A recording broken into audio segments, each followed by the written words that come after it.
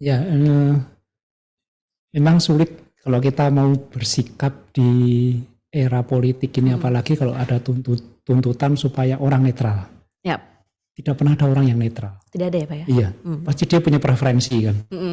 Pasti punya preferensi. Bisa adalah kita tidak menunjukkan sikap kepada orang sehingga kita posisi kita di depan publik itu netral. Tetapi sikap pribadi pasti tidak mungkin netral. Nah, problemnya adalah gini.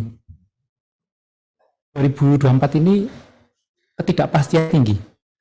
Ketidakpastiannya tinggi dan itu lebih tinggi dari 2019.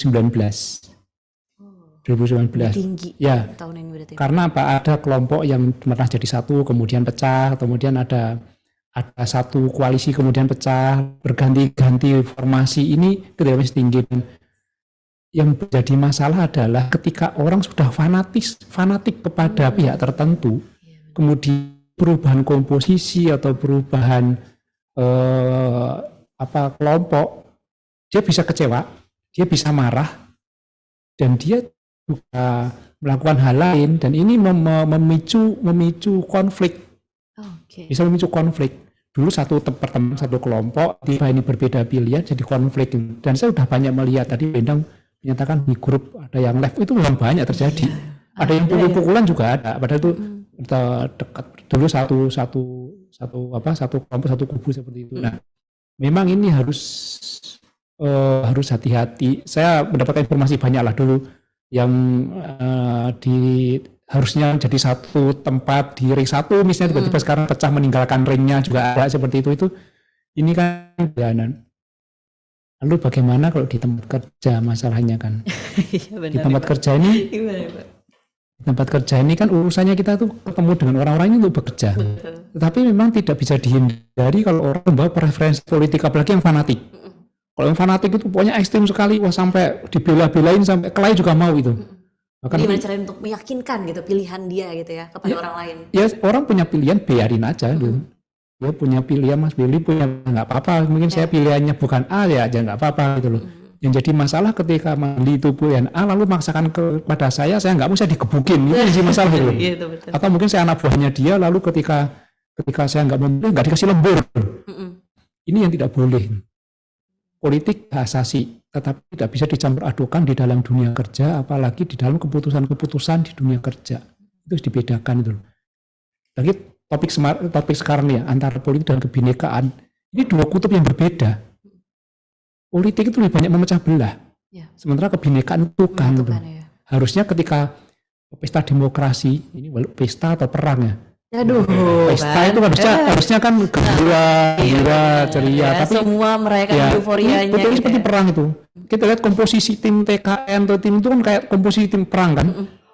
Jadi setelah ada urusan demokrasi selanjutnya segera direcovery dengan kebinekaan. Jadi itu penting. Obatnya adalah kebinekaan sebenarnya. Ya, itu recovery-nya. Kita nggak bisa menghindari peristiwa politik ini, nggak bisa menghindari kok. Ini proses demokrasi yang sudah menjadi konsensus bahwa kita harus menjalani itu. Kita harus memilih, memang itu konsensus. Tetapi kan dampak-dampaknya sulit disembuhkan. 2017, 2019 sampai sekarang dampaknya masih ada. Nah, itu Pak, maksudnya berkelanjutan gitu loh, bertahun ke tahun gitu. Masih sekarang. Nah, makanya recovery-nya harus disusun sekarang.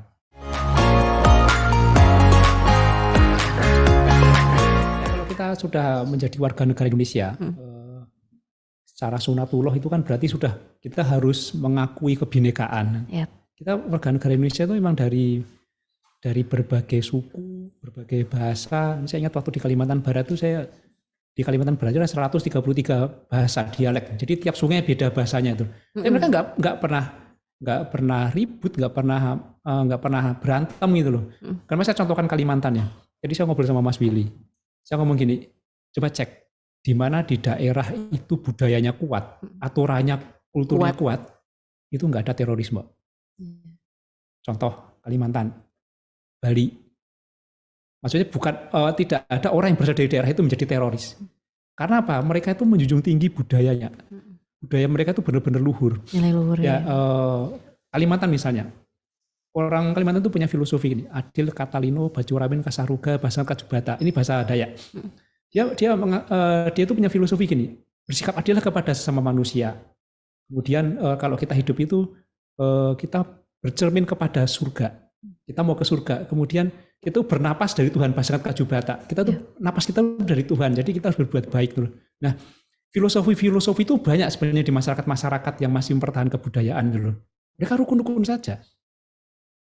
Nah, mulailah ketika politik ini mulai masuk, ya kita nggak bisa menghindari politik ya. Betul. Tetapi kalau kita itu terlalu fanatik, terlalu serius, dan terlalu hidup mati untuk politik, nilai-nilai luhur yang sudah dibangun ratusan tahun oleh nenek moyang kita, itu hilang, bahaya itu.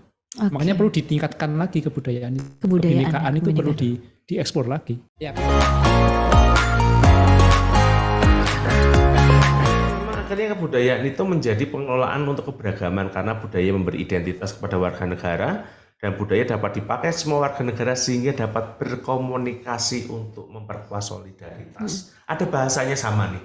Gimana? Makanya kayak bahasanya sebenarnya budaya itu tidak hanya budaya yang bersifat tradisional tari-tarian itu nggak hanya seperti itu. Yeah.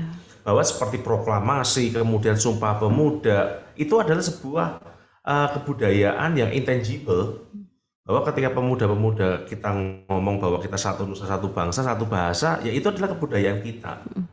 Dan itu memang bahasa kita bareng. Seperti itu. Sama-sama itu ya. Sama-sama.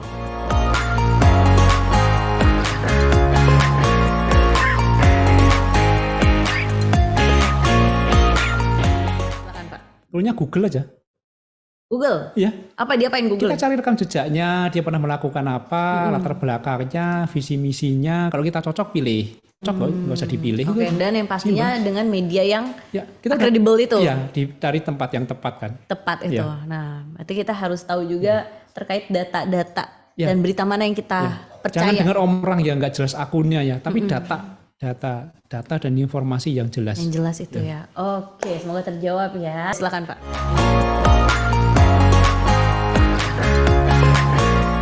Ya ini kita itu memang nggak punya pendidikan politik ya.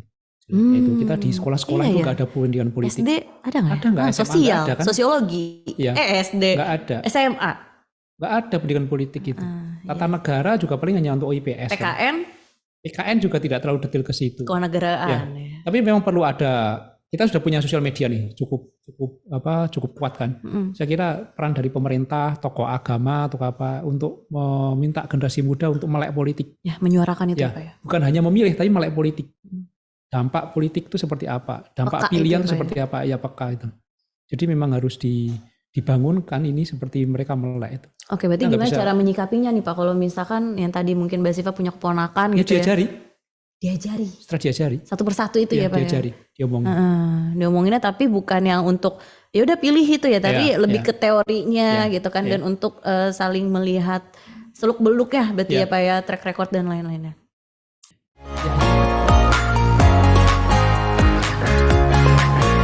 Bantu dengan kata-kata ideologinya masing-masing. Nah, Ideologi kita kan cuma satu, Pancasila. Pancasila. Ya kan? Nah. Ideologi harus satu, Mas Pancasila. Dika ini gitu. ideologinya apa nih? Iya, makanya saya tanya, kita beda nggak nih? Kan? Iya, Tapi ideologi apa ideologi kita sebagai konsensus warga negara Indonesia itu kita Pancasila. Ya. Tapi kalau ada orang yang punya ideologi di luar Pancasila, ini saya harus hati-hati nih. Apa ideologinya? Kalau pandangan politik ya, Mungkin pandangan ya, penjelasan. pandangan politik, platform partainya memang beda-beda. Ada partai yang nasionalis, ada yang dia lebih dominan agamis, ya kan? Betul Pak. Ada juga yang nggak tahu mungkin lebih dominan kepada mengunggulkan anak-anak muda, tapi semua partai ideologinya Pancasila kok. Ya. Semuanya Pancasila. Jadi Tapi apakah setiap partai itu mengimplementasikan ideologinya secara baik itu? ya harus kan? Semua harus kan? dong ya. Kalau bisa kita tahu partai itu tidak berideologi Pancasila, jangan dipilih, ya kan? Tapi saya yakin partai itu kalau waktu didaftarkan kan pasti ideologinya Pancasila. Ya. Memang ada ciri khas masing-masing ya. Mungkin dia lebih, mungkin ini dimiliki oleh keturunan tertentu.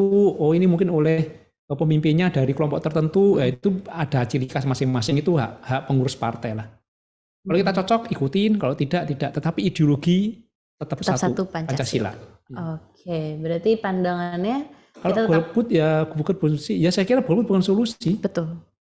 Pemilu itu untuk mencegah orang jahat berkuasa. Nah, Caranya kita memilih orang yang baik. baik. Dengan cara yang tadi Kalau kita membiarkan kita tidak ikut, nanti kalau nanti Orang orang jahat jahatnya berkuasa, jangan ngomel-ngomel di media sosial ya, jangan merasa bahwa ini, tapi ini salah kita nggak memilih kok. Betul. Saya kan.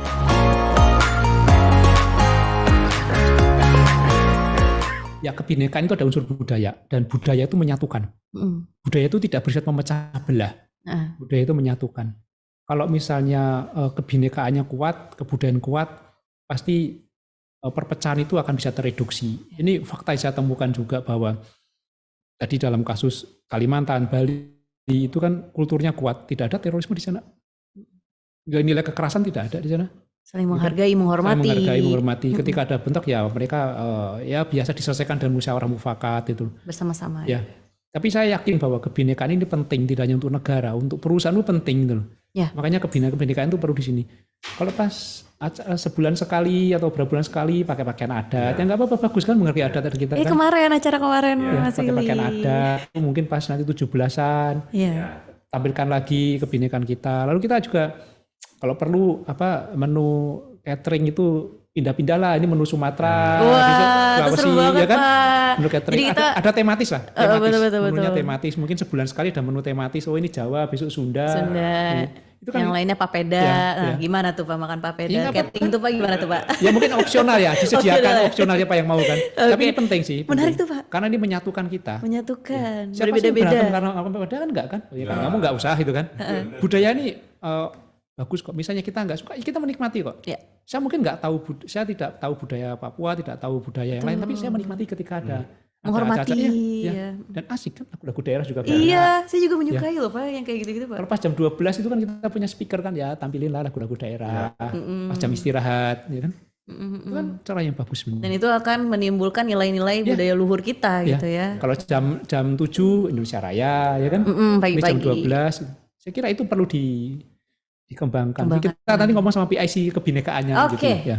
Siapa PIC kebinekaan ya? Ini menjadi inovasi Pak ya? Inovasi. Inovasi.